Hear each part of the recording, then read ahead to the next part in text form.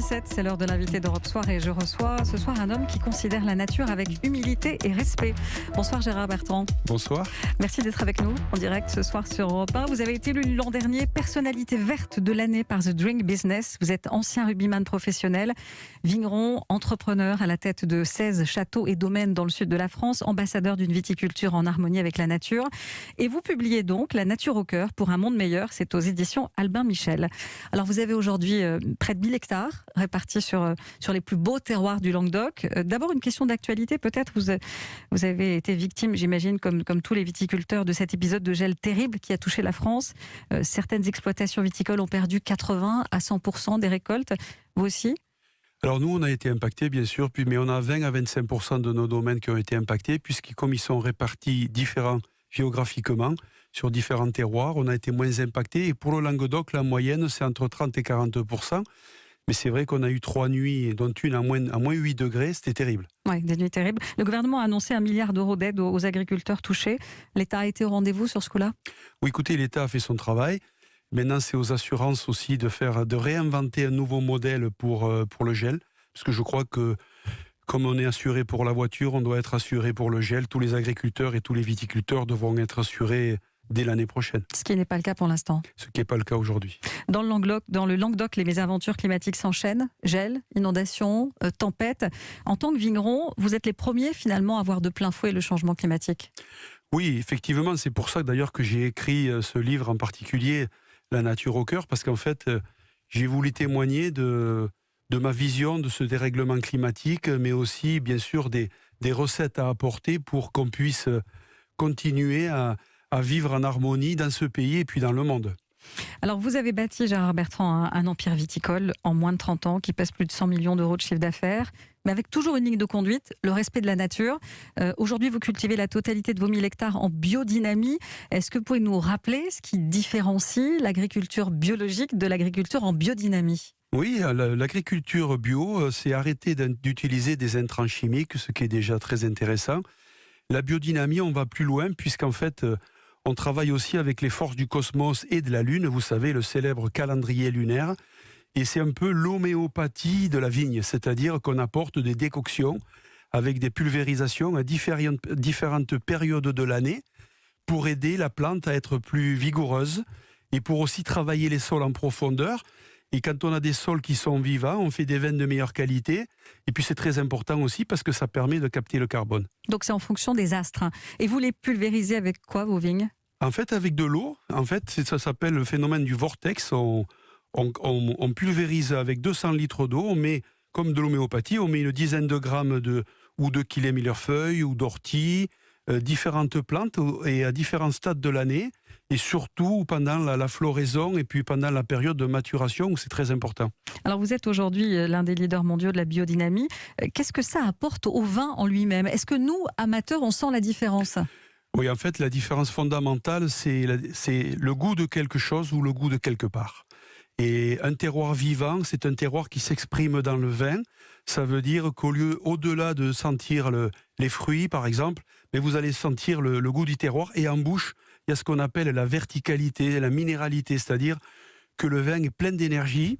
Et le dernier point, c'est qu'on a des acidités qui sont meilleures et aussi qu'on a un potentiel de garde beaucoup plus important. Donc, c'est un vin qui se conserve bien. Ah oui, tout à fait. Et puis les grands vins du monde, pour ne pas les citer, comme la Romanée Conti, comme Château Yquem, comme Château Latour, sont ou en bio ou en biodynamie maintenant.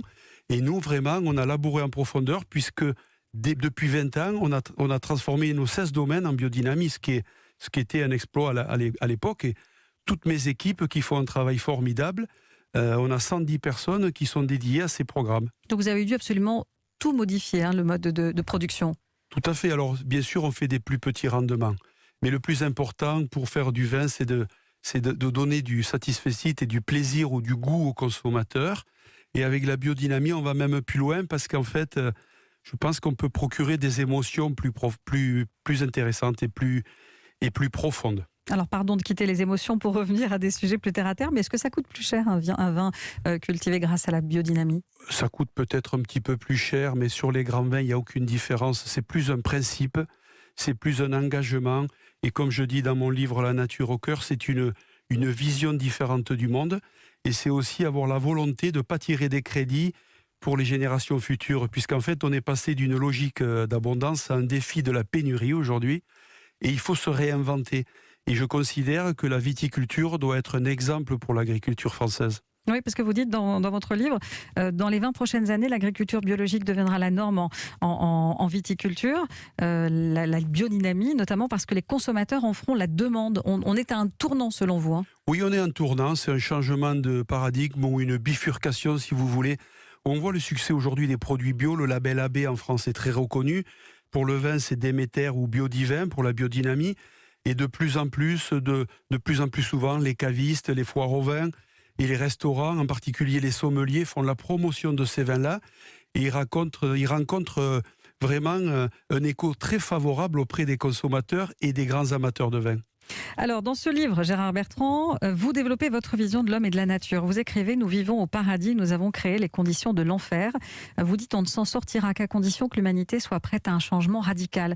Alors, vous n'êtes pas le premier, bien sûr, à faire ce constat, à dénoncer l'individualisme, la société de consommation, la dérégulation climatique, mais vous avez une voix qui porte. On sent vraiment que ce livre, c'est un cri du cœur hein, pour vous, pour dire « Bougeons-nous, bougez-vous avant qu'il soit trop tard ».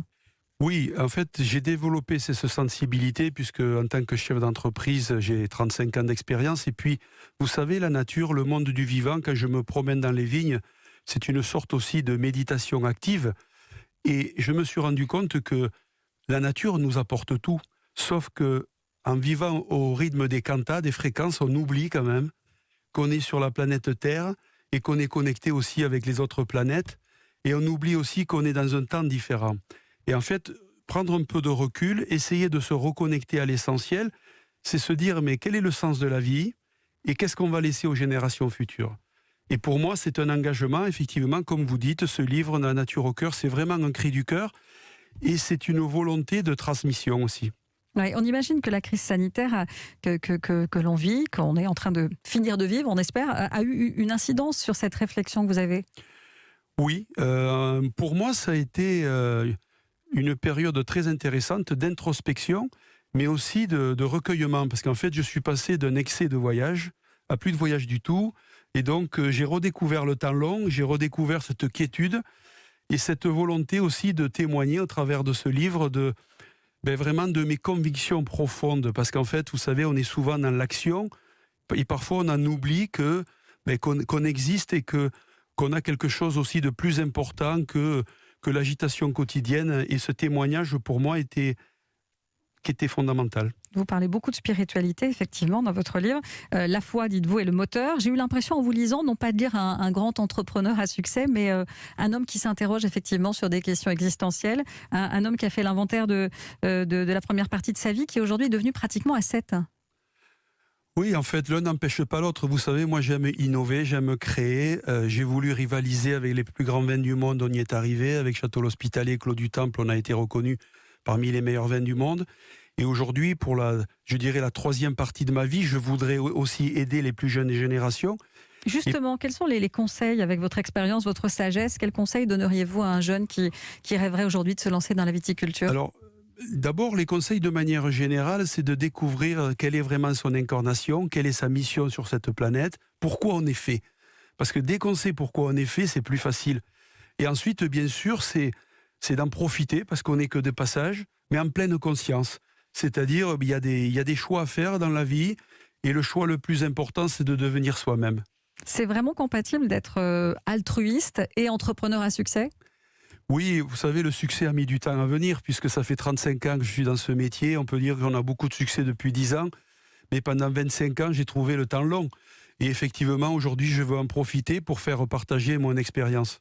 Alors là, vous avez pris le temps de la réflexion, effectivement, de la rédaction de ce livre. Et puis, ça y est, ça va repartir. Les restaurants, les bars vont rouvrir bientôt, le 19 mai. On croise les doigts, parce qu'avec la trilogie du Covid, avec la fermeture des restaurants, des taxes Trump et puis du gel, il est temps que le soleil revienne. Alors d'abord sur les terrasses et puis dans les cœurs. Ça a été une période très compliquée à vivre pour votre profession aussi. 2020, on s'en souviendra. C'est vrai qu'on a beaucoup parlé des restaurateurs, des bars, etc. Mais on a un peu moins parlé des viticulteurs. Mais pour vous, ça a été très compliqué.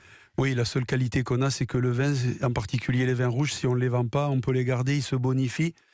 Mais c'est vrai que bon, la solidarité en France a été vraiment formidable et que les restaurants, on espère qu'ils vont continuer à promouvoir à la fois l'art de vivre français et puis les vins de nos régions et de nos territoires. On l'espère. Merci beaucoup en tout cas Gérard Bertrand. Je rappelle le titre de votre livre, La nature au cœur pour un monde meilleur, la vision d'un entrepreneur engagé pour l'environnement. C'est aux éditions Albin Michel. Merci beaucoup d'être venu ce soir en direct sur Europe 1. Merci beaucoup.